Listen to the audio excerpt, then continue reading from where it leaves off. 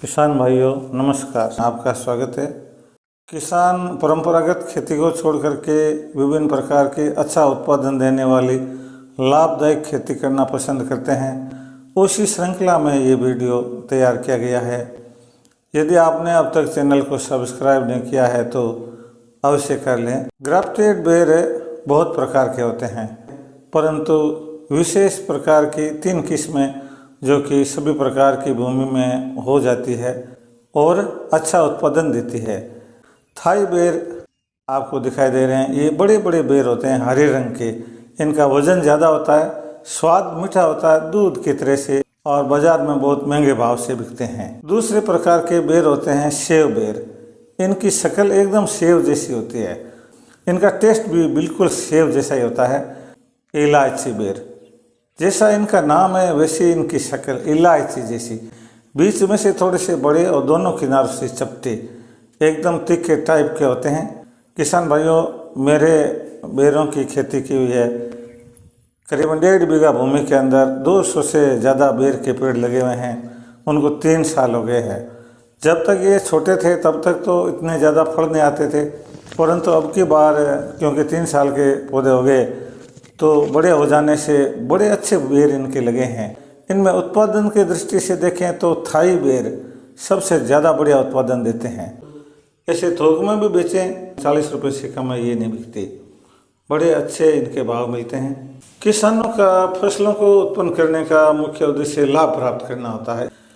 और मैं आपको गणना करके बता देता हूँ कि मान लीजिए कि 30 किलो बेर हैं और 30 रुपये प्रति किलो से भी यदि बिकते हैं, और इस तरह से 900 रुपये एक बेर की झाड़ी इनकम दे सकती है। और यदि आपने ऐसे ही यदि 100 बेर लगा रखे हैं तो 90,000 रुपये की इनकम 1 बीघे में हो जाती है। इसमें ज़्यादा काम नहीं होता है, ये तो केवल मात्र महीने 1.5 महीने में जब बेर लगते हैं उस समय में बस तोड़ लिए, बाज़ार में बेच दिए। मुख्य काम यही होता है। बेर की खेती में पानी देने की ज़रूरत पड़ती है। ड्रिप सिस्टम से यदि हम पानी लगा देते हैं, थोड़ा थोड़ा खड्डा करके बेर के पास में, उसमें 2-3 बूंद बूंद सिंचाई का सिस्टम कर दिया जाता है, तो उससे पानी लगातार दिन में घंटे भर 5-4 दिन में पिला दिया तो उससे पानी की पर्याप्त पूर्ति हो जाती है।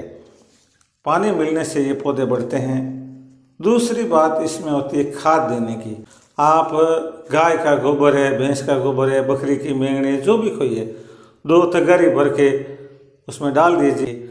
किसी भी तरीके से बाल्टियाँ भर के या आपके पाइप से है तो एक बार आप पर्याप्त पानी डाल दीजिए, और अगले 6 महीने में एक बार आप और दे सकते हैं। बस ये इतना सा काम है। आपको बाढ़ करनी जरूर होती है। और तीसरी बात, इनमें एक फल मक्खी का प्रकोप हो जाता है, इसलिए फल मक्खी का इलाज हमें ज़रूरी करना चाहिए। उसका इलाज ये है कि कीटनाशक आप दवा की दुकान से ले सकते हैं।